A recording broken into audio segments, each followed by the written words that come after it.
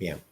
Bueno, pues vamos a presentar la sesión de hoy, que como sabéis es la última de un ciclo que está teniendo lugar desde el 3 de abril hasta hoy, ¿no?, que finaliza, denominado Construir la Paz Hoy, respuesta a la crisis ecosocial en Granada y su área metropolitana.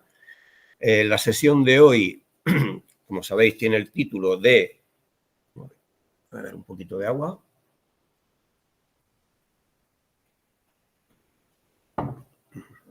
Elementos y propuestas para una transición ecosocial justa en Granada y su área metropolitana. Los ponentes son, por un lado, George Fisher, que intervino ayer en la sesión, la quinta del ciclo, que es hidrogeólogo y doctor en geografía, y en particular, bueno, ayer hice referencia que tenía que ver con el ámbito de la cuestión temática del agua, que es su tesis, que la hizo en la Universidad de Paderborn, de Alemania. Tiene el título de La Vega de Granada, un sistema de riego tradicional en aras de la competencia de recursos hídricos por las tensiones urbanísticas. Y, bueno, cuenta, en fin, ya lo dije ayer, una amplia experiencia profesional como planificador de más de 30 años, trabajando como consultor en temas de urbanismo, medio ambiente, hidrología, movilidad y proyectos internacionales. Voy a parar ahí. Y el segundo ponente, que es Rafael Fuentes Guerra, que es geógrafo, urbanista y máster en gestión social del hábitat, y desarrolla su actividad profesional en la asesoría técnica a la administración local, planeamiento urbano, impacto ambiental, participación y planificación estratégica territorial en ámbitos como la agroecología, energía, vivienda, entre otros. Actualmente es socio de Hábitat 4 SCA, o sea, Sociedad Cooperativa Andaluza, y de la fábrica de transformados ecológicos La Retornable. Bueno, antes no he comentado que George Fisher es, consultor en FF Geo, Territorial y Movilidad, Sociedad Limitada, ¿vale? Que no lo he comentado. Bueno, va a iniciar la exposición Rafael Fuentes y luego George complementará. Así que comparte. No. Sí, pero... Ahí, no, pero ese... siento el micro aquel. Sí, ese está apagado, ¿no? Sí. Vale, lo que no sé por qué se ha acoplado. Vale, ya está. Bueno, comenzamos. Buenas tardes. ¿El micro está aislado? Sí. Vale. Ya nos decís fuera si se oye correctamente. Agradecer a Jesús Sánchez y al Instituto por la invitación y el reto que nos supone a nosotros, porque nos ha dejado el último capítulo y, bueno, es un poco como recoger todo el recorrido tan ambicioso de la propuesta y, bueno, y además que todo el elenco que ha traído, que eran del sector académico y que, bueno, aportar algo más es complicado, sino difícil, ¿no? Entonces, pues bueno, esperemos que nuestra reflexión pues sirva para eso, detenernos en algunos puntos de todo lo que se ha tratado e intentar aportar algunos otros. En principio, bueno, voy a ir llevando yo la presentación, pero George me interrumpirá porque en principio él había preparado previamente otra sobre movilidad, que era uno de los factores que quedaba por analizar, y hemos visto que a lo mejor era demasiado para hacerlo hoy, y vamos juntos a intentar hacerlo, ¿no? Correcto. Bueno, eso para introducir un poquito nuestra alianza, nuestra aportación conjunta. Nosotros en la última década del siglo pasado, por los 90, cuando el informe Meadows llevaba pues, 20 años, empezamos a transitar sin ser conscientes de que estábamos transicionando, pues en nuestra relación profesional entrábamos pues, en la asesoría, principalmente a la administración y a proyectos, para las cuestiones de medio ambiente, de estudios de impacto ambiental, a proyectos, a planeamiento y a todo tipo. Y era un poco en aplicación de lo que la legislación europea en ese entonces estaba empezando a exigir, porque eran requisitos que se estaban evidenciando necesarios. Entonces, en ese entonces también por aquí, por los primeros parques eólicos que llegaban, porque hemos estado hablando de energía, los primeros parques eólicos y otros tipos de proyectos en el ámbito rural, empezábamos a hacer los estudios de impacto, intentando ser muy rigurosos, con unos análisis concienzudos sobre la incidencia con las aves, con las plantas endémicas y otro tipo de proyectos, a propuestas de proyectos energéticos que estaban empezando a nacer en el territorio. Eso, pues bueno, ha ido desarrollando trayectorias que en principio las llevamos por unas décadas, las llevamos juntas y después las hemos diferenciado y otra vez confluimos. Y ahora pues vamos a intentar compartir la reflexión que nos ha suscitado todo el recorrido de las ponencias para hacerlo con nosotros. Voy a empezar, permitidme que me dé esta licencia, con un verso de mi gran compañero y poeta José María López Medina, granadino, que está ahora en la Universidad de Las Palmas de Gran Canaria, pero hasta hace poco, este año pasado, se fue a Las Palmas y ha sido socio trabajador en la cooperativa Habitat 4. Y decía así, ante la emergencia que estamos viviendo. Este libro de poesía, es el ganador de la segunda edición del Premio Internacional Poesía Crítica Álvaro Tejero Barrio. Como digo, la segunda edición, la primera la ganó Jorge Richman, por lo cual es un orgullo para él también, porque fue el segundo premiado. Y decía así: hoy, que se están cumpliendo 50 años de la inauguración del vasto incendio en el que residimos, hoy, que no queda mucho que expoliar, pero lo expoliaremos, risas, palmas. Hoy, que al final rebasamos el último de los umbrales, nos alegra anunciar que en este acto se hará solemne entrega de la edición primera de los premios Ciudades Sostenibles del Futuro. Bueno, esto quiere hacer un poco alusión, como decíamos, al informe ese que 50 años antes había hecho el informe Nido del Club de Roma, y que después de 50 años todavía tenemos mucho caso que hacerle y que todavía no lo hemos. Queríamos partir porque Jesús nos insistía en que y ahora lo veremos, ahora hacemos el repaso por este recorrido, pero que se hicieran propuestas, que pudiéramos, y ahora también veremos que lo de Granada y su área metropolitana es constreñido para analizarlo, para reflexionarlo, pero bueno, lo vemos. Y simplemente apuntar aquí que ya hay recientemente aportaciones de lo que hablamos de la transición ecológico-social justa, que es una cuestión que nos puede hacer dudar de qué estamos hablando, cuando, como decíamos en la anterior, en la poesía, que lo del desarrollo sostenible de que tanto se ha hablado y se ha cuestionado, como entendido como un oxímoron, y ahora pues que empezamos a hablar de resiliencia, de transición ecosocial justa, pues tenemos la aportación reciente de la Economistas Sin Fronteras, el último informe de este invierno, del invierno pasado, en el que la introducción ya Herrero pues nos propone pues una introducción para analizar estos temas, ¿no? Y es interesante cómo nos lo cita, ¿no? El proceso compartido, planificado y deseado de reorganización de la vida en común, con la finalidad de la garantía de existencia digna para todas las personas y comunidades, con plena conciencia de que ese derecho ha de ser satisfecho en un planeta con límites ya superados, que compartimos con el resto del mundo vivo y que estamos obligados a conservar para las generaciones más jóvenes y las que aún no han nacido.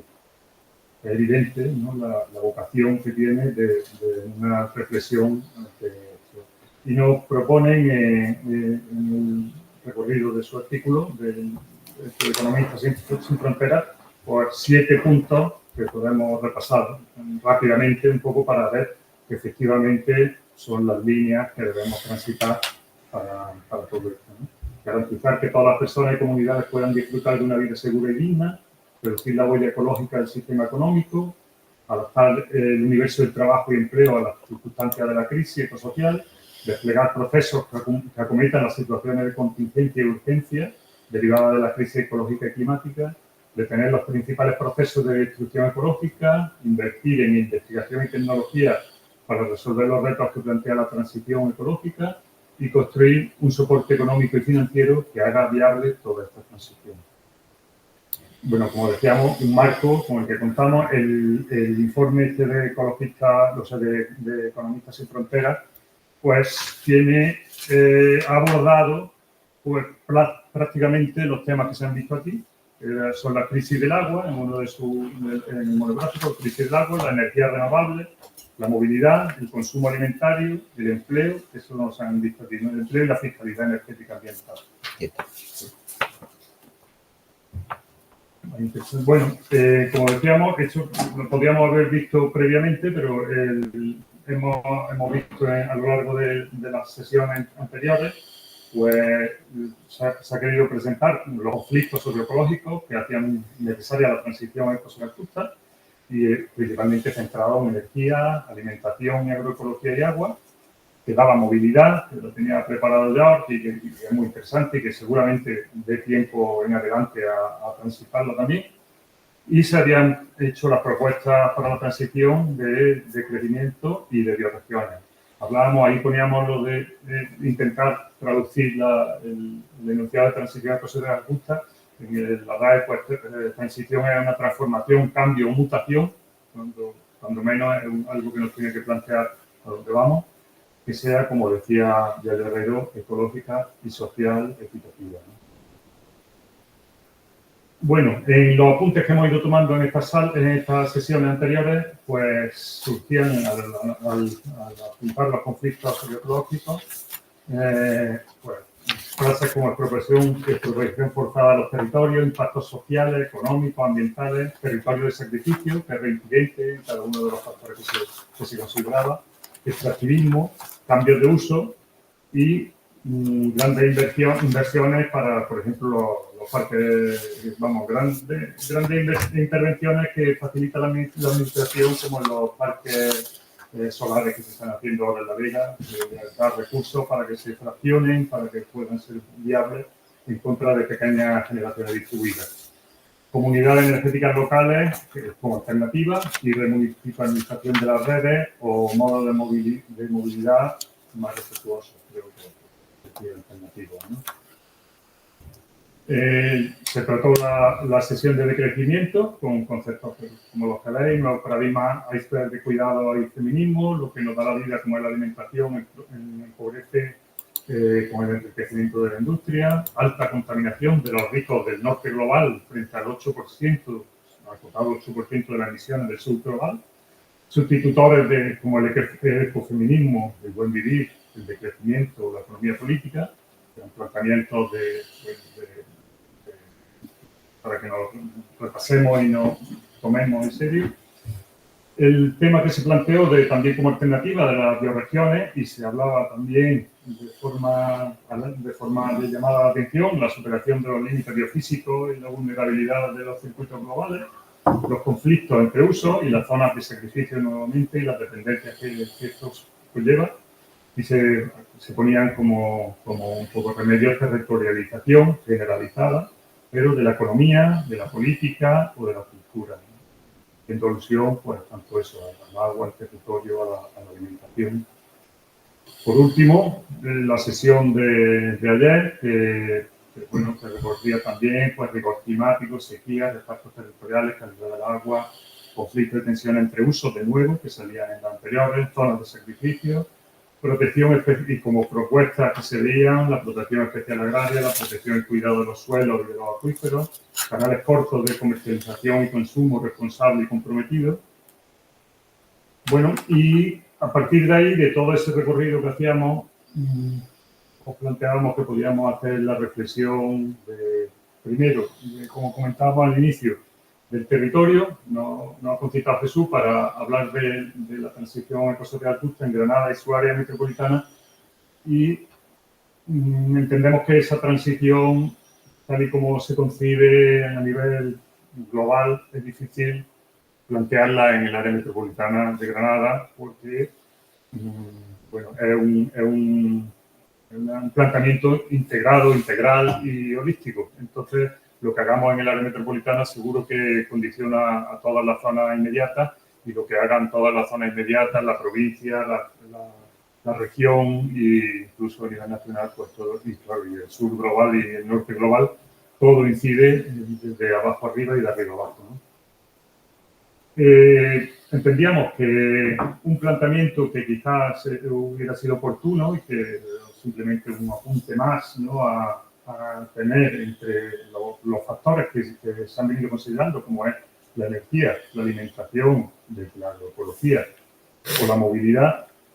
También hemos apuntado aquí la vivienda y el turismo, concretamente, eso sí, en el área metropolitana, en Granada principalmente, porque tiene una emergencia tremenda y una consecuencia en todos los demás ritmos de la globalización que hacen que estemos pasando todos los umbrales, ¿no?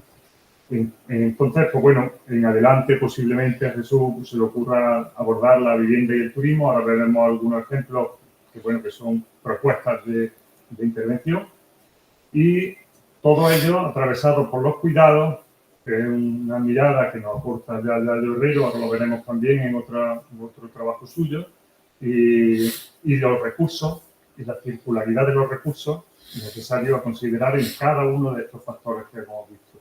Por último, los límites que todos nos imponen a la hora de establecer, pues, los umbrales que tenemos. Y, por supuesto, todo ello cruzado por el decrecimiento que habíamos planteado previamente y la mirada ecofeminista, sobre todo desde el planteamiento del tiempo. Ahora lo veremos, que nos llama la atención sobre el tiempo que dedicamos a todo. Todo está acelerado, todo el movimiento es necesario para que todo crezca, siga en ese ritmo de crecimiento y no nos haga pararnos, principalmente para eso, para conseguir los cuidados y que consigamos lo que nos proponen como ecodependencia, de reconocimiento de la ecodependencia y la interdependencia entre todos nosotros con la naturaleza, ¿no? Con ello, pues llegar a la autosuficiencia y la igualdad social y la cooperación en los territorios. La bioregión puede ser un ámbito de logro, quizás, de planteamiento para unir todas las iniciativas, y que todo ello, pues, ponga la vida en el centro, ¿no? Para concebir que debemos de parar este ritmo, ¿no? La vida en el centro es este trabajo de varias mujeres: Yayo Herrero, Marta Pascual, María González Reyes, y las ilustraciones de otra mujer también, Emma Gascó. Y este apunte, que también lo traemos aquí: si asumimos el inevitable ajuste de los límites del planeta, es obvia la obligación de asumir que las sociedades forzosamente tienen que ser más austeras en el uso de los materiales y en la generación de residuos. Se deben basar en las energías renovables y limpias y articularse en la cercanía. Cerrarán los ciclos, conservarán la diversidad y tendrán que ser mucho, mucho más lentas. Es lo que hablábamos antes, ¿no?, del tiempo. En este mismo trabajo, voy a hacer un apunte que creamos importante, que en el cuestionamiento que nos hace de cómo ser ecodependientes, nos señalan, nos destacan como los 9 límites planetarios en los que todavía es posible el mantenimiento de la vida, que los tenemos relacionados ahí: regulación del clima, ritmo de extinción de la biodiversidad, los ciclos del nitrógeno y del fósforo, el agotamiento del ozono estratosférico, acidificación de los océanos, utilización del agua dulce, cambios de uso del suelo, contaminación atmosférica por aerosoles, contaminación química de suelo y agua. Pues nos señalan como los 4 primeros que están agotados ya. O sea que ya llevamos un nivel importante de consumo de los límites que nos establece el planeta. Y si miráis lo siguiente, ayer se discutía sobre el problema del agua dulce, principalmente de los centros urbanos, pero también para los riegos, para la agricultura y para tantos otros usos. La industria, por supuesto, y los cambios de uso del suelo y lo que genera, o sea que es alarmante, ¿no?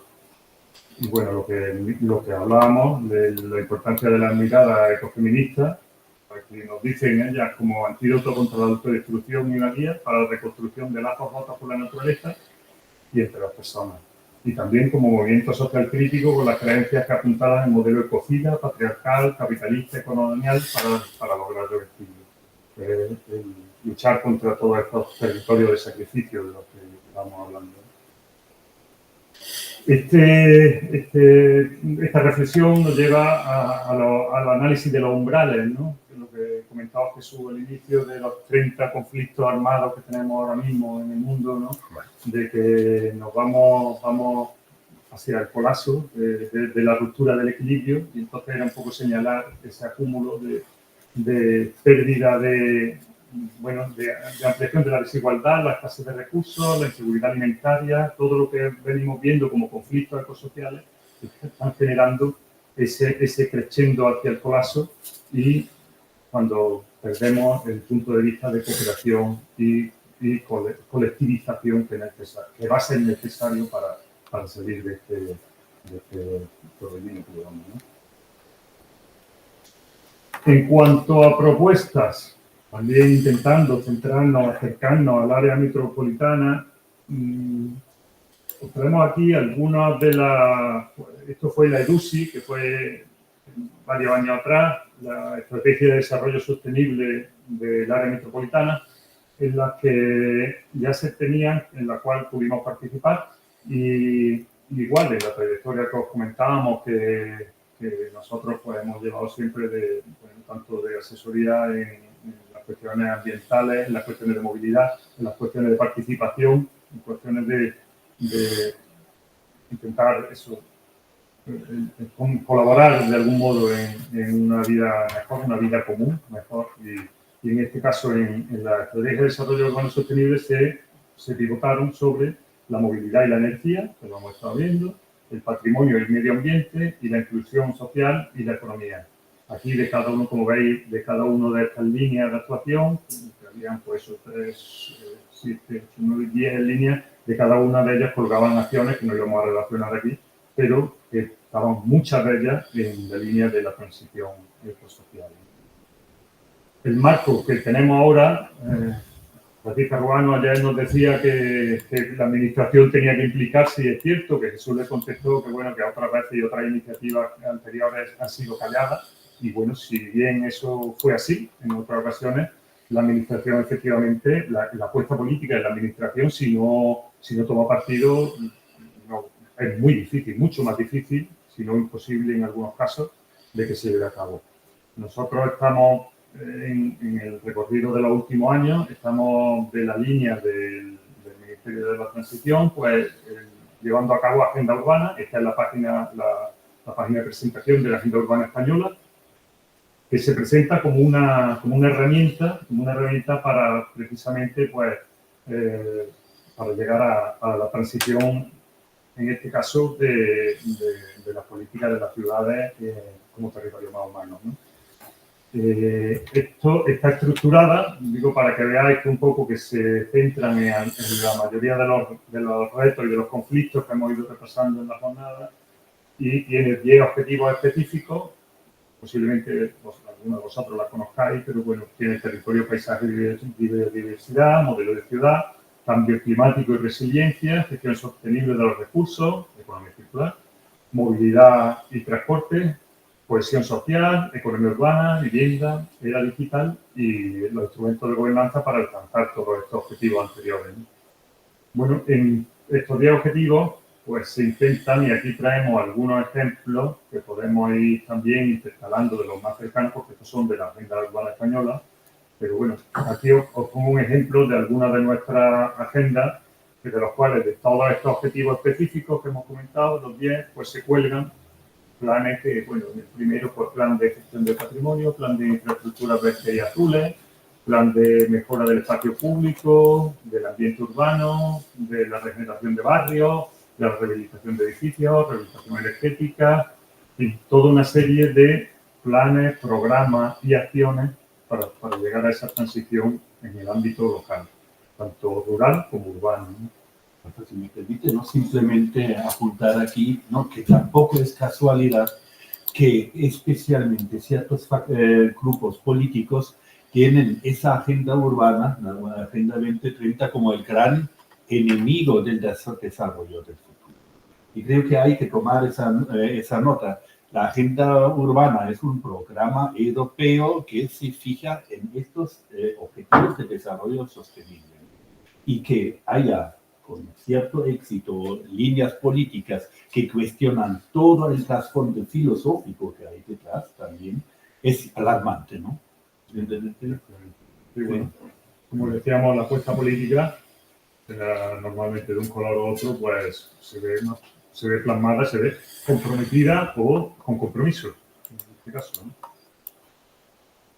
Algunos de los ejemplos de cada una de las líneas, de los objetivos específicos. Este es el Anillo Verde de Vitoria-Gasteiz, que lleva 30 años, son clásicos, y que fueron pues, desarrollando pequeños proyectos que iban articulados de forma poco visionaria, porque era un proyecto con perspectivas a futuro, y todo esto, yo creo que estuve hace un año en la Escuela de Arquitectura aquí, viendo cómo vino el técnico a presentar que no solo el anillo, sino todas las líneas de infraestructura verde que planteaban dentro de la ciudad y que hacían un recorrido que posibilitaba una ciudad pues, mucho más habitable y mucho más sustentable, ¿no?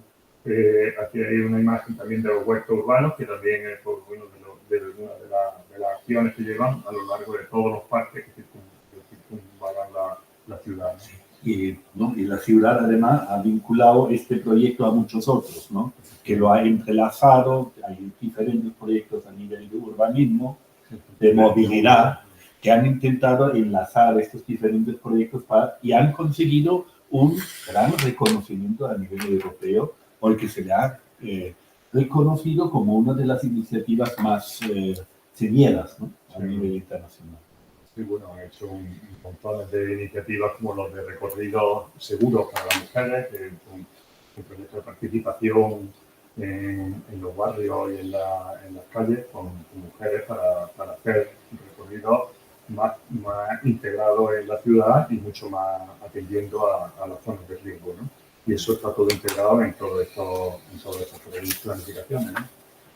La manzana verde de Málaga, que se plantea también desde los criterios que se plantean en Cataluña, que ahora veremos, con lo de las supermanzanas, integrando pues, criterios de integración social, de mezcla de viviendas tanto sociales como de precio pasado, como de precio de vivienda libre, y intentando también meter la infraestructura verde dentro de la ciudad.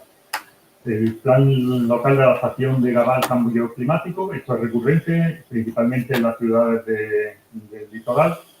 Nosotros llevamos la agenda urbana de Isla Cristina, en Huelva, y bueno, Isla Cristina está a 3 metros sobre el nivel del mar, está en zona de riesgo de tsunami, y claro, cuando se lo cuenta allí se alarma muchísimo, pero efectivamente, pues bueno, en la agenda urbana hemos tenido que asumir pues, la generación de tanques de tormenta y un montón de iniciativas de soluciones basadas en la naturaleza para poder resistir a eventos fortuitos que están pasando en muchos sitios, ¿no? Y en otras ciudades, en todo el mundo, pues están teniendo que tomar ese tipo de iniciativas. No, y además ellos ya siendo conscientes que el nivel del mar está subiendo, y lo están viendo a diario, ¿no?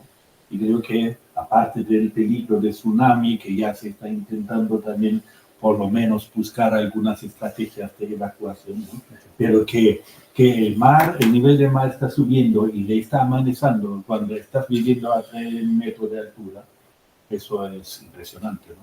Sí, bueno, efectivamente, hace unos meses salía la noticia en la prensa de que muchos de las zonas del litoral se expropiaban la vivienda y algo que no damos crédito en este país, cuando la vivienda es inalienable, ¿no?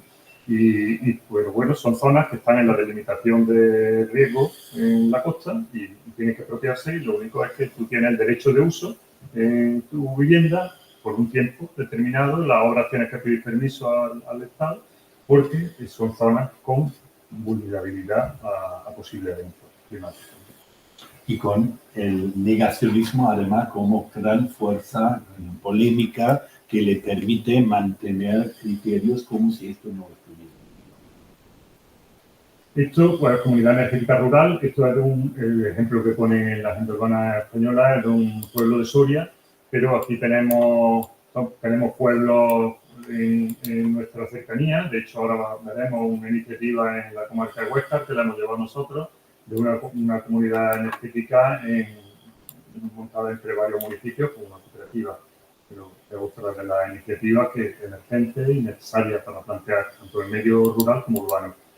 El programa de Supermanzana de Barcelona, que es de un éxito revelador, que ha recuperado los espacios vivenciales que había secuestrado el automóvil, y tanto para el paso como para el aparcamiento. Entonces, al derivar los tránsitos de flujo de articulación a los perímetros de las manzanas, de las supermanzanas, y dejarlos internos solo para acceso o para salida y entrada a la vivienda y demás, y con poco aparcamiento en superficie, pues se han recuperado montones de espacios para la convivencia con lo que se llama ahora urbanismo táctico, que es pintar juegos en el suelo, poner determinada infraestructura de bajo coste en el pavimento y en la acera, y concitar con ello pues, el encuentro ciudadano.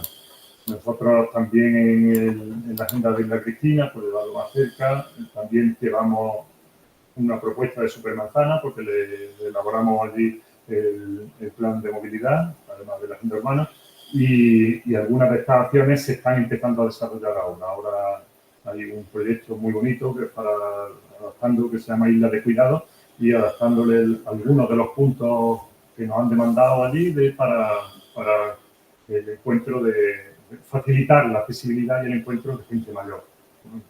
Entre las propuestas que hacía Tonucci para la ciudad de los niños y la ciudad de los mayores, tenemos una ciudad que nos va a valer a todos y seguramente mucho más respetuosa, ¿no? Es una ciudad amigable con las personas en el objetivo de cohesión social e igualdad de oportunidades. Bueno, es parecido también a la intervención que os comentaba de la Isla de Cuidado, y son fenómenos en un país que tenemos el índice de natalidad tan bajo y un índice de envejecimiento tan alto, pues tenemos que estar pensando en qué ciudades tenemos, porque no la hemos hecho pensando en ese tipo de uso, ¿no? La estrategia de alimentación de proximidad de Valladolid, que es interesante. Valladolid apostó, pues, como Valencia después, como Soria también, por estrategia alimentaria y con intervenciones tanto como aquí en Granada, como el Ecomercado de Granada, que es exitoso a nivel andaluz, es quizá el más potente, y con redes de comercio de cercanía. En fin, son intervenciones que también se están proponiendo aquí. Nosotros llevamos en la comarca de Huesca y posiblemente en Guadix y en todo el altiplano el sistema alimentario territorial.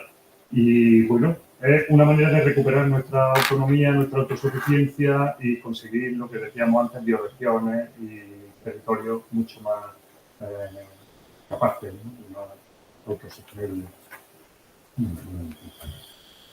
En cuanto a vivienda, este era el 8, el objetivo 38. En este ejemplo del área de conservación y rehabilitación de Santa Coloma de Gramenet, yo tuve la ocasión de ir y estuvo el concejal que había entonces, que fue el que lo posibilitó, nos hizo un paseo por allí. Y son políticas de intervención de lo que decíamos antes, con implicación directa de la administración, en este caso del ayuntamiento. El ayuntamiento optó por financiar. Hubo allí un acuerdo muy potente, muy capaz con las entidades financieras, y financió toda la rehabilitación y se lo imputaba después a los impuestos durante, no sé si eran 10, 15 o 20 años, a los vecinos. Pero lo único que tenían, bueno, tenían que firmarlo y acordarlo, y lo hicieron en 2 calles con éxito total. Pero lo financiaban toda la administración, eran unos colectivos que no tenían capacidad de hacer esa rehabilitación en sus viviendas, era rehabilitación energética y mejora de los servicios que tenían dentro del hogar, ¿no? Que eran viviendas con cierta antigüedad. Y fue una intervención integrada, las calles ganaron en dignidad, en presencia, los vecinos estaban súper contentos de cómo quedaron, y fue un éxito en cuanto a que todos los que habían sido reticentes al inicio fueron demandando después el poder estar en operación.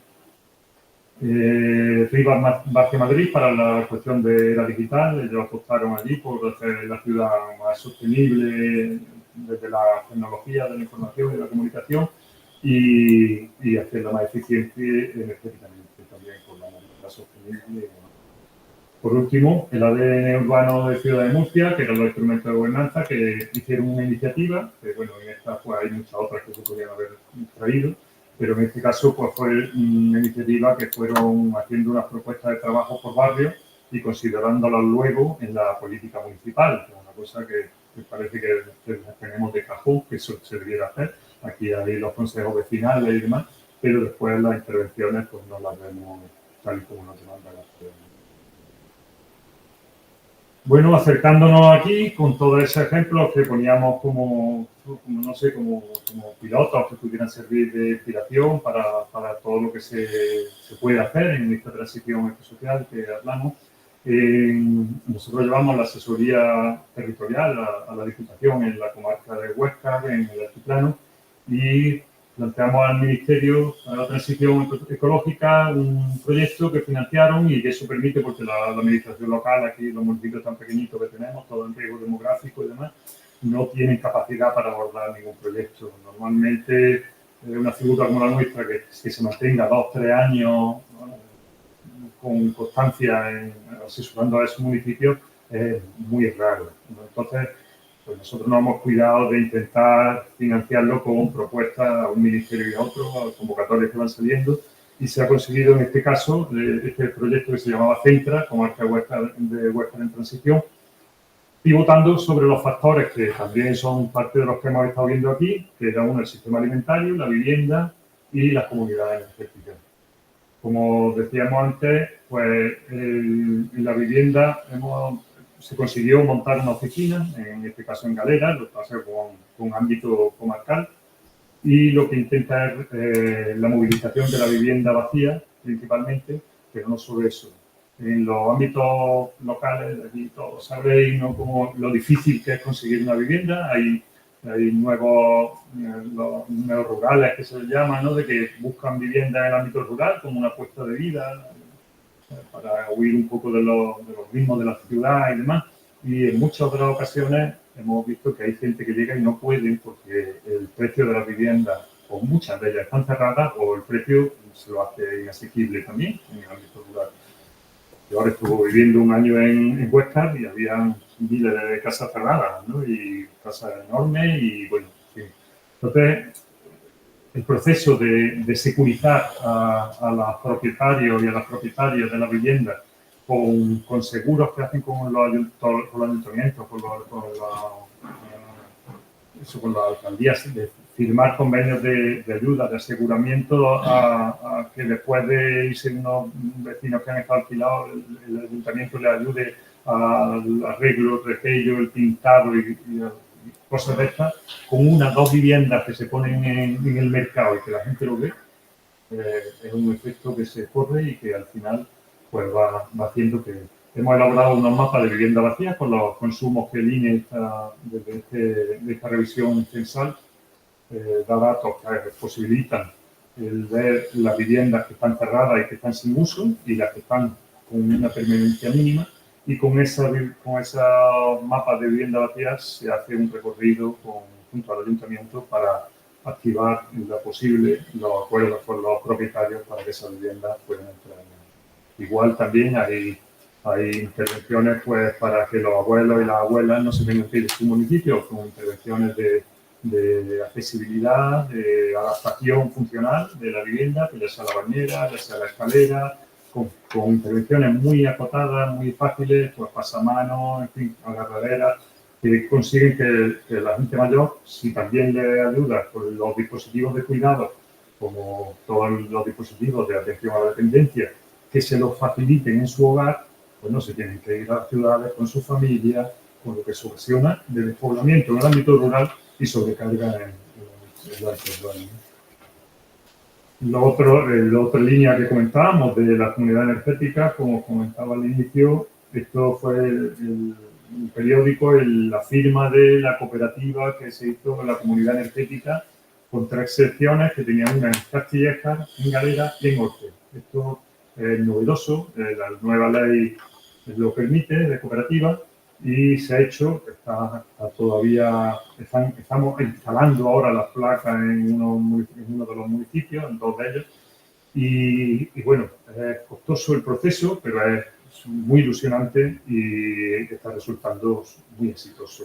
Esto, de nuevo, igual que lo que decíamos antes, tanto la vivienda como la alimentación como la energía, lo que da es suficiencia y autonomía a los territorios, a los que comentamos, que pueden ser 10 regiones.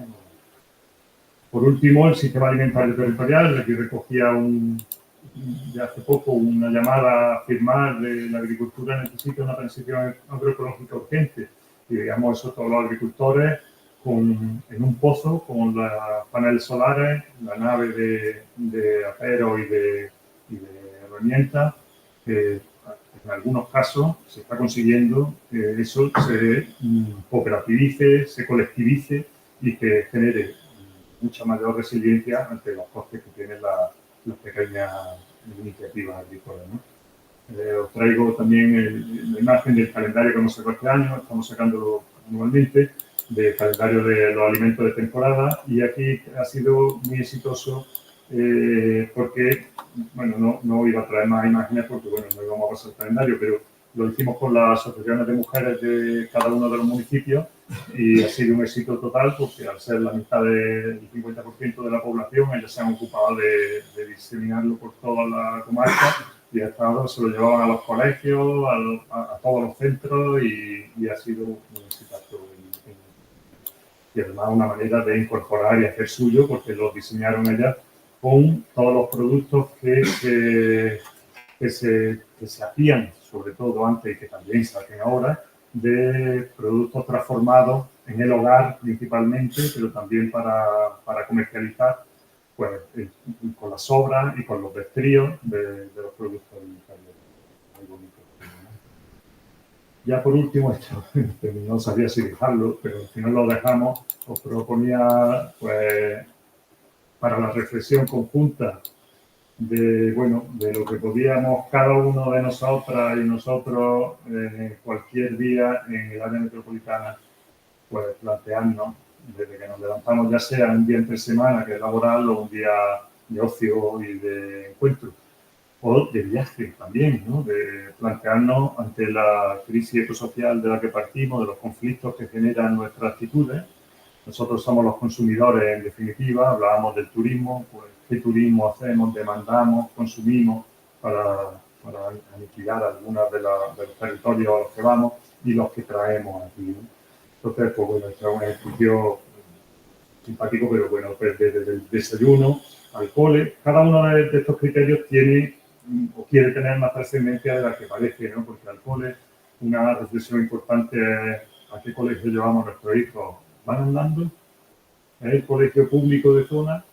¿O nos lo llevamos en coche cada día al lugar donde trabajamos y es concertado, religioso, posiblemente? En fin, son contenidos a considerar que hacen que nuestra posición determine, pues, todo lo que supone el vehículo privado, la contaminación, la congestión y muchas otras cosas, ¿no? El trabajo igual, la compra. Fomentamos la compra de cercanía, fomentamos la compra a comercios de cercanía o vamos a las grandes superficies a cargar el coche y que se vayan cerrando los negocios de barrio. Los cuidados, ¿no? ¿Quién lo hace? Él, ella. ¿Dónde? Los tiempos que dedicamos nosotros, ella. Las relaciones. Era un poquito el llevar a nuestro pellejo, a nuestro corazoncito, lo que antes decíamos, la vida en el centro, pues si es la vida de cada uno, cómo la desarrollamos para poder colaborar a esa transición social, ¿no? Por último ya, también ofertaros a la poesía de José María López, que decía así: decíamos, salvar la Tierra, decíamos, mientras ella seguía concentrada en su órbita como si alguna vez le hubiéramos hecho falta para algo. Ayudar al planeta, decíamos, como el Señor que dice que Él ayuda en su casa. Bueno, no más. Y espero que vaya a servir un poquito de reflexión compartida y podamos, no sé, pasar a... Muy bien. Bueno, pues, ¿no? Muchísimas gracias a los dos. Antes no lo he explicitado, pero quiero decirlo públicamente. O sea, os agradezco primero la receptividad a participar en esta sesión, que además era complicada, ¿no? Por lo que se pretendía tratar en ella, y además hacerlo altruistamente como habéis hecho, ¿vale? O sea que eso por un lado. Luego, claro, en la exposición ha estado sugiriendo, habéis sugerido, ¿no?, que hay ámbitos temáticos que habría que haber abordado, eso está claro. Yo desde el principio, en la presentación del ciclo, se habla de que lo deseable sería que hubiera una continuidad,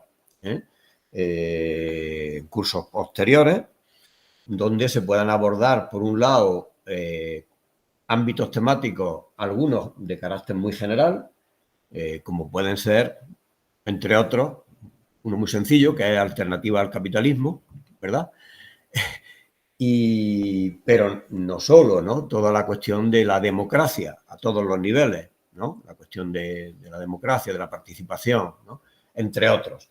Y también ámbitos temáticos más específicos, ¿no?, como, pues, por ejemplo, como había hecho referencia, vivienda, turismo, migraciones, cuidados, entre otros, ¿no? O sea que, pero si se intentaba un ciclo, pues no puede ser de infinitas sesiones, ¿verdad? Y la idea es ir tratando, pues, temáticas, tanto generales como más específicas, en cursos posteriores. Luego, lo de la delimitación territorial, bueno, es una propuesta. Quien dice Granada y su área metropolitana dice más, evidentemente, y en particular en la sesión de bioregiones, pues se hizo referencia a que naturalmente las bioregiones tienen que estar integradas en marcos más amplios y habrá que establecer formas de cooperación, de complementariedad entre bioregiones y, por tanto, contemplar también niveles superiores de organización y de toma de decisiones, también para poder abordar determinados procesos, determinadas inversiones que requieran una escala superior a, por ejemplo, la de la bioregión, ¿no? O sea que, por supuesto.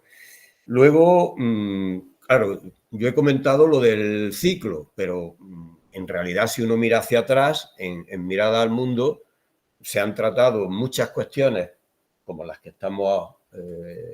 se han abordado en el ciclo y en la sesión de hoy en particular, en no pocas ocasiones, ¿no? O sea que yo, así, en un repaso muy breve, en los dos cursos anteriores ha habido al menos 13 sesiones que tienen mucho que ver con cuestiones de este tipo, ¿no? Entonces, en particular, por ejemplo, creo que muy apropiadas son la de municipalismo y transiciones ecosociales, que el ponente fue José Luis Fernández Casadevante, ¿no?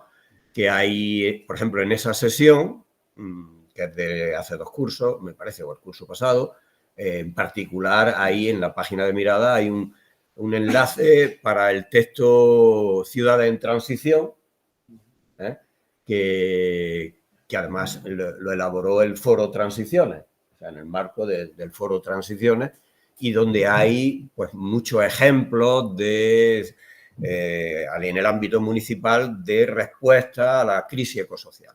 Entonces, esa sesión justamente lo que hacía era un repaso, una evaluación después de varios años de los municipios del cambio y de la publicación de ese texto, pues un balance varios años después de cómo estaba la situación. O, por ejemplo, como había hecho referencia al Anillo Verde de Vitoria-Gasteiz, hay uno de los arquitectos urbanistas, Fernando Prats, ¿no?, que es una de las piezas clave también, ¿no? Y, por ejemplo, él participó en la sesión de bioregiones, no la de este curso, sino la que hubo el año pasado. Y su exposición, y eso está grabado también, y hay documentación, tenía que ver precisamente con el ejemplo de Vitoria-Gasteiz, ¿no? Como ejemplo bueno, Álava como bioregión, ¿no? Y Vitoria-Gasteiz en ese marco. Y bueno, también había hecho referencia a lo de la comunidad energética en la sesión del 11 de abril de este curso, se habló precisamente, específicamente de eso, ¿no? Nada, era simplemente apuntar, ¿no? Y complementar algunas cosillas. Bueno, también decir, ¿no? Lo del informe de Economistas sin Fronteras que está aquí, en realidad está basado, o sea, en lo de transición, el informe sobre transición ecosocial justa es del Foro Transiciones, fue un encargo, ¿no? No sé si recordáis, ¿no? Del Grupo Sumar, digo, del Grupo Político Sumar al Foro Transiciones, que un trabajo que coordinó Yayo Herrero, ¿no? En la sesión del 3 de abril del ciclo, que fue la primera, ¿no? En la que intervine yo también, por primera vez como ponente después de ciento no sé cuántas, pues ahí hice referencia precisamente a ese informe y de hecho hay un enlace en la sesión del 3 de abril para descargarse el informe del Foro Transiciones, ¿no? Que, bueno, ahí está publicado, es algo más completo que lo que sacó Sumar, ¿no? Bueno, me paro ahí y ahora pues pasamos a debate del público presente y también de las personas que están conectadas por videoconferencia.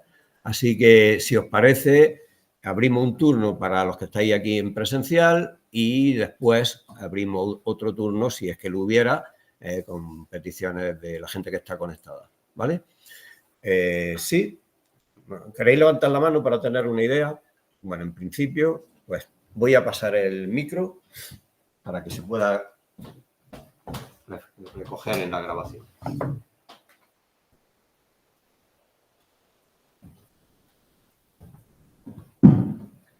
Ahí está. ¿No te lo acerques demasiado? ¿Sí? No, bueno, probamos. ¿Sí? No, como suene. Ya. De prueba. Bueno, yo quería hacer una pregunta muy concreta, que al final cuando Rafa estaba hablando... Más alquillo. Sí. Al final cuando Rafa estaba hablando de lo que podemos hacer individualmente en los distintos ámbitos, bueno, primero cuando has dicho a qué colegio llevamos a nuestros hijos, ¿no? Pues eso está muy condicionado por la oferta, ¿no? Porque, bueno, yo en particular he llevado a mis hijos a la otra punta de la ciudad hace muchos años y cuando al final decidimos llevarlo al lado de casa, pues yo me arrepiento terriblemente porque creo que las consecuencias para mis hijos por la mala calidad del colegio público al que lo llevamos al lado de casa, las arrastramos 30 años, ¿no? O sea que, claro. Y eso me ha llevado a pensar en el siguiente punto, que era el del transporte, ¿no? Yo vivo en el Zaidín, trabajo en el centro y me muevo en autobús. Esta mañana se han tenido que bajar del autobús 2 personas para que yo pudiese salir. O sea, han tenido que bajarse para que yo pudiese salir y luego volverse a montar, ¿no? ¿Qué se puede hacer? Hay algo que a mí me llama la atención.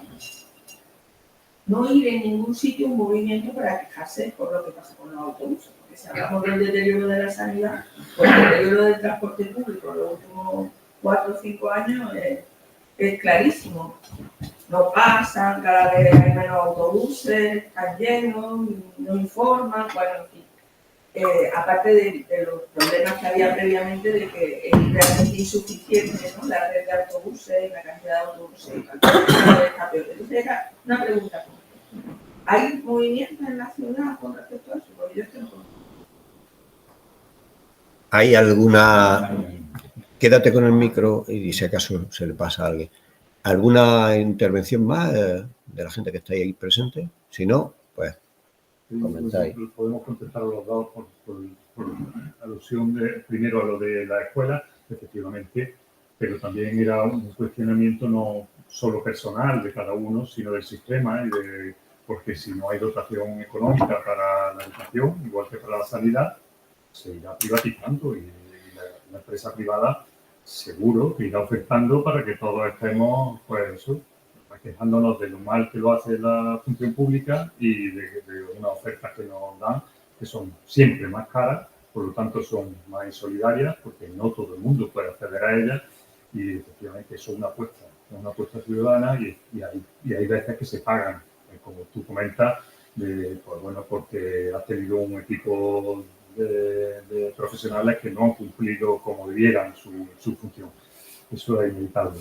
Pero sí es cierto que, bueno, yo vivo en el Albaicín y allí entran autocares como en el Ralejo, entran autocares que traen críos y crías de la metropolitana y colapsan la circulación y demás.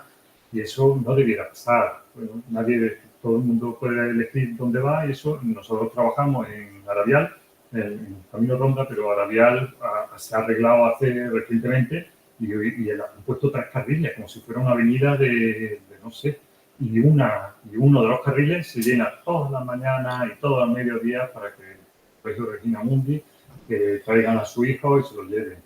Y además es que viene policía a parar a todo el que no sea o sea, que es una cosa, pues esto, y claro, estamos diciendo de que tenemos que bajar la contaminación en toda la área metropolitana, que nos afecta a todos y nos hace tener mala salud a todos, pero tenemos estos usos. Esa era la reflexión, ¿no? De a dónde vamos y cómo vamos, ¿no? Y cada uno, pues si yo llevo mi coche todos los días allí a ese colegio y tal, pues ¿qué estoy haciendo? Y después con el transporte público efectivamente no es del deterioro, sino de que tengamos un transporte público suficiente, que yo creo puede contar George, que está más metido en este tema, ¿no? Pero primero, como primer comentario que creo que viene a cuento esta mañana cuando estábamos preparando así un poco la charla, saltó una noticia que vimos en el periódico, en El Salto en este caso, donde se decía que después de un estudio de, creo que 120 casi centros escolares, ¿no? Ninguno en diferentes ciudades en España, ninguno cumplía los estándares de calidad aceptable para un entorno cívico. Eso es muy llamativo. En cuanto a contaminación. A contaminación, sí, en cuanto a contaminación. Es muy llamativo, ¿no? No es solo evidentemente no por los padres que traen sus niños con el coche, pero también contribuye. Referente al transporte público, también merece la pena a veces tener la mirada. Granada es una ciudad peculiar para el transporte público. Tiene, comparado con otras ciudades del mismo tamaño, un sistema de transporte que está bastante aceptado y tiene bastante usuarios, ¿no? Que en otras ciudades no llegamos y creo que es importante resaltarlo, ¿no? Porque cuando veamos, para también preparar la charla, vimos que los movimientos internos en Granada alcanzan el 55%, es un porcentaje muy alto si comparamos con otras ciudades, ¿no? Y eso también hay que hacer mencionar, depende de la morfología, del tamaño, tiene muchos factores, pero es llamativo, ¿no? Evidentemente al ayuntamiento le cuesta mucho dinero. Eso es, ellos tienen que subvencionar este servicio que le cuesta bastante dinero. Y el principal problema es que en general en nuestra sociedad el transporte público, ¿no? para que sea accesible para todo el mundo, no es considerada una primera prioridad, ¿no? Se da más prioridad al transporte privado, se invierte mucho más dinero en viario público que en el transporte público. Y simplemente el deterioro que sufre el entorno urbano en general le cuesta al ayuntamiento mucho más que el transporte público, ¿sí? Entonces, eso vemos que es un alcance largo, ¿no? Un alcance largo. Evidentemente, las cuestiones no son solamente mis hábitos, como lo plantea esa lámina, ¿no? Pero es importante. La otra, evidentemente, también las administraciones públicas tienen su función y, claro, en esta situación de falta de economía generalizada, a lo mejor provocada y querida, deseada por ciertas instituciones y poderes del Estado, evidentemente no se considera una función importante. Cuando Rafa comentó lo mismo, por ejemplo, para Huesca, y creo que también es importante, no figuraba en la lámina, pero el transporte público para las zonas rurales es primordial. Huesca tiene actualmente, creo que un servicio ida y vuelta al día, nada más. todo el mundo depende del vehículo privado. ¿Por qué es esto? Porque el transporte público aquí, para las zonas rurales, depende de la Junta de Andalucía y no gasta dinero. Es una de las regiones europeas que menos gasta en transporte público por habitante, porque normalmente se rige por un sistema concesionario obsoleto antiguo, pero nadie quiere tocar por los intereses que sean, que esto lo podríamos plantear en otro tema. Es verdad, la iniciativa privada es importante, creo que es la más importante porque cambia la conciencia, pero hace falta que acompañe la administración y ahí vemos claramente una falta en muchos aspectos. Referente al autobús, sí hay, es verdad, ¿no? Ha comentado, sí hay iniciativas locales, ¿no? Yo no la conozco, pero en general es llamativo que aquí en el sur, en Andalucía, no estamos muy acostumbrados a quejarnos. Vamos a otros sitios en España donde la gente se queja bastante más. Vitoria es un buen ejemplo, que tiene un grado de participación mucho más alto que aquí, ¿no? Pero indudablemente hace falta. Si no, la cosa no cambia, ¿no? Bueno, dice, no nos quejamos o no hay costumbre, ¿no? No, porque sí, no se ha fomentado la participación, ¿no? Entonces, claro, ese círculo vicioso convendría de alguna manera ver si se puede romper, ¿no? Y pasar a un círculo virtuoso, ¿no? Pero claro, eso hay que estimular. Podría ser un tema como movilidad, como tantos otros, estructuras de participación. ¿Qué está fallando? ¿Qué está fallando en nuestra sociedad? Que las estructuras de participación, que son tan importantes, lo estamos viendo con la discusión de urbanismo del PEGOM ahora, por ejemplo, y todas otras, son figuras de planificación tan importantes y en realidad la participación se limita a algunas alegaciones de gente que realmente se sienten pisada.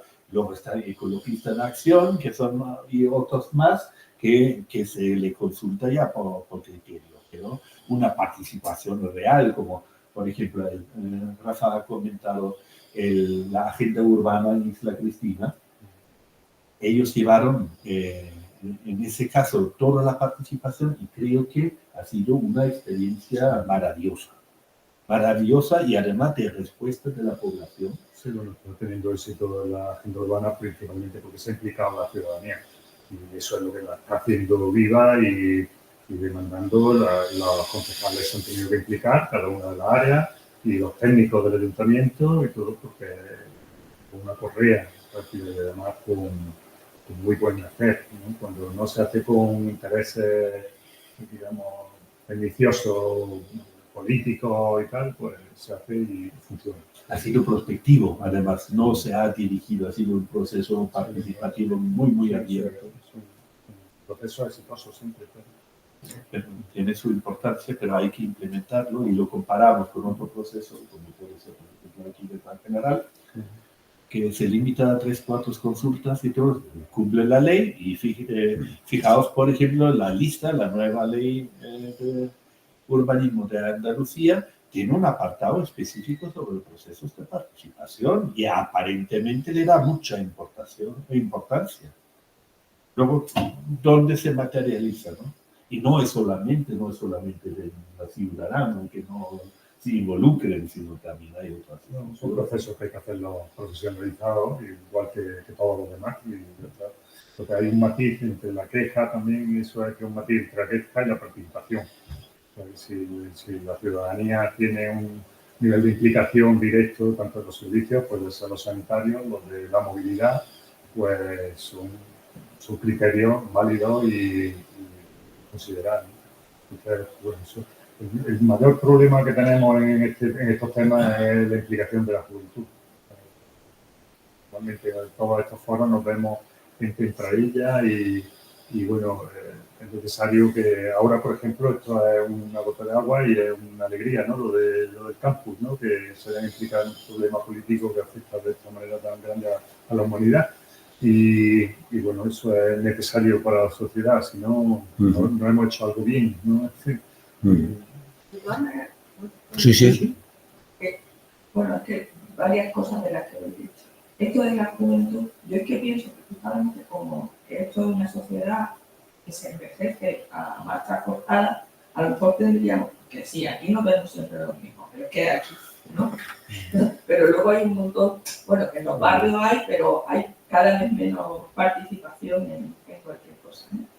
Pero la implicación de las personas mayores que nosotros todavía, ¿no? Pues sería muy importante. A mí, por ejemplo, me ha llamado la atención cuando ha habido determinadas movilizaciones en Granada por la sanidad, que yo pensaba, ¿no? Yo salgo de mi casa andando por la avenida de Viga hacia el centro de la ciudad a las 10 de la mañana, a las 11 de la mañana, y me voy encontrando grupitos de personas de 70, 80, 90 años, que todos ellos son perjudicados por la sanidad, pero que a nadie se le ha ocurrido que simplemente dando un paseo por allí a esa hora y repartiéndole un papelito, a lo mejor, porque todos están sufriendo como está la sanidad, pero se nos olvida, es porque hacemos las movilizaciones a través de, no sé, de WhatsApp o de Facebook o de no sé qué, cuando es que pasa lo mismo con los jubilados, ¿no? Pues que un día fui a una reunión y me decía, no, porque nosotros nos manifestamos todos los lunes en la Plaza del Carmen. Yo decía, ¿y por qué no se pasean por la avenida de Viga y le dicen a la gente, mira, pues nos reunimos todos? O sea, que olvidamos que hay determinados ámbitos, porque justamente las personas mayores, jubiladas, tienen un potencial de movilización mayor que los que están todo el día trabajando, ¿no? Pero eso se nos olvida. Y luego, con respecto a lo del transporte, que estoy totalmente de acuerdo con lo que dice, bueno, yo no es que tenga datos, pero que sobre que se invierte mucho dinero en el transporte privado y en hacer autopistas, autovías, aparcamientos, etcétera, y nada en el transporte público, y a lo mejor lo que habría que hacer es darle una visión de género, porque obviamente el transporte público es de utilización por las mujeres, mientras que los hombres utilizan el transporte privado. Entonces, bueno, como se supone que los presupuestos y todos los gastos que se hacen tienen que tener ese componente, pues a lo mejor habría que meterse con el tema, porque sabían que ustedes están gastando mucho dinero en que los hombres vayan de aquí a Sevilla, pero nada en que las mujeres vayan del fondo del Zaidín a trabajar a donde sea, ¿no? Esa visión a mí es que me llama la atención. En los autobuses solo hay mujeres. De vez en cuando hay un hombre, pero en los autobuses hay mujeres. En los autobuses urbanos hay fundamentalmente mujeres. Y no me acuerdo, porque hace tiempo que no cojo un autobús interurbano, pero probablemente también el número crece. Incluso el autobús que va al campus de arriba de Cartuja, se dice, no, es que hay muchos estudios mayoritariamente femeninos. Bueno, sí, pero no es solo, es que los niños, aunque tengan 18 años, van en coche, muchos de ellos. Las niñas no. Un pequeño comentario sí quería hacer, simplemente porque esta mañana también lo estuvimos reflexionando y he visto, por ejemplo, es interesante lo que comentas, quién va en autobús, que son mujeres, es así. Se ve una brecha de género muy acentuada, pero también todo ese sesgo de mirada y todo se transmite dentro de los estudios técnicos. Esta mañana he manejado un documento que viene del plan de transporte metropolitana y ahí se decía de que los movimientos, por ejemplo, los movimientos internos de un pueblo, en el caso de la Zubia, que eso es un caso que ahora lo he visto por casualidad y todo, alcanzaba un 9-10%, mientras que lo externo es tan importante. Luego, simplemente porque me había llamado la atención, miré la encuesta de Big Data que tiene el ministerio, donde hacen el seguimiento con los teléfonos móviles. Los movimientos internos, recordamos, ¿no? Granada eran 55%, que ya es alto, ¿no? Pero en realidad, en la telefonía móvil, solo lo que tienen mayor de 500 metros, porque lo que es inferior, la antena, la ubicación no lo sabe bien diferenciar, eran un 25, casi un 30%. Simplemente la perspectiva, si ahora reducimos este enfoque todavía más chico, porque ¿quién va ¿qué cuidador, que muchas veces son mujeres, ¿no? Va más de 500 metros andando para hacer una compra, un trabajo de cuidado. Apenas son más de 500 metros. Entonces, eso quiere decir que la movilidad realmente es mucho mayor de lo que nosotros percibimos, pero no ocupa coche. No se percibe como un problema, pero porque hemos perdido también la visión de la habitabilidad del espacio urbano. ¿Sí? Porque el espacio urbano tiene que tener calidad, con la presencia del vehículo privado, y no solamente el contaminante por su contaminación, sino en el futuro el vehículo privado eléctrico va a tener externalidades importantes, aparte de tener que conseguir la energía, ya estamos otra vez en otro sector, ¿no? También simplemente por la ocupación del espacio público y la accesibilidad para todo el mundo.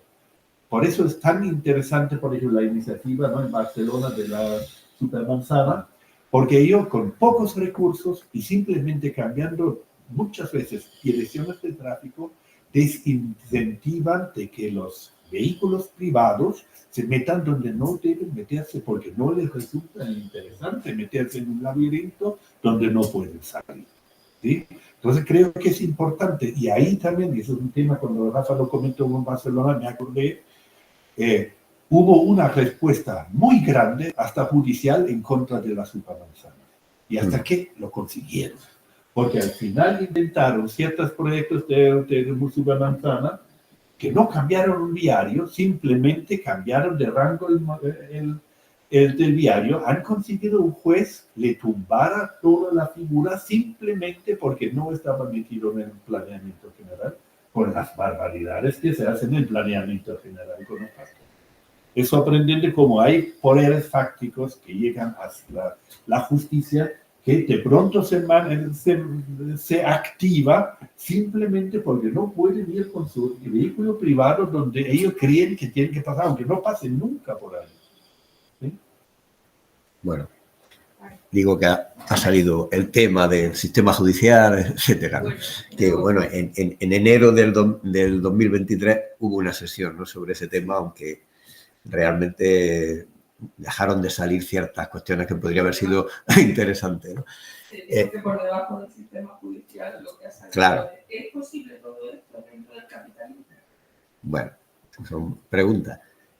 Nada, antes habéis comentado lo de la cuestión de la participación. Yo creo que ese es un tema clave, ¿no? Y cómo salir, ¿no?, de ese círculo vicioso, como comentaba antes, ¿no?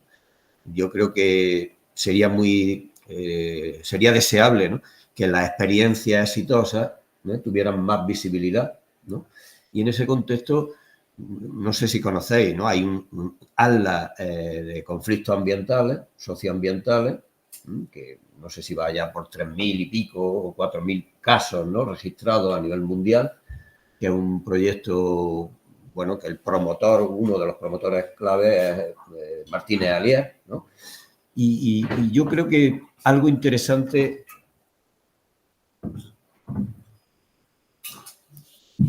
Vamos a apagar esto. Sería un atlas de buenas prácticas en ámbitos diversos, ¿no? Por ejemplo, en el ámbito municipal, pero cabría también a otras escalas, ¿no? Y además, en ese marco, ¿no?, hacia una transición ecosocial justa o construcción de la paz. La sesión que hubo de primera del ciclo, el enfoque era construir la paz, pero entendida en sentido amplio, y por tanto el concepto de transición ecosocial justa está muy integrado, o es algo muy similar a lo que para mí y para mucha gente sería hablar de construir la paz, ¿no? O sea, bueno, crear condiciones que permitan una vida digna, etcétera, ¿no? Y con justicia en el único lugar que tenemos, ¿no?, como es este planeta.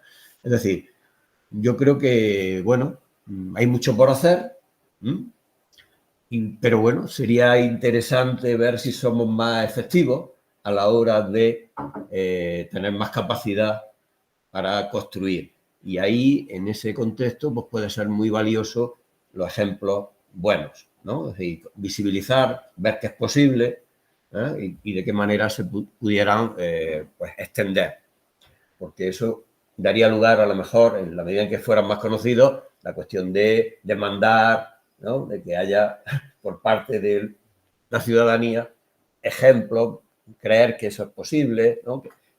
La idea de otro mundo es posible, ¿no? O sea, si queréis, empleando esa frase tan archiconocida.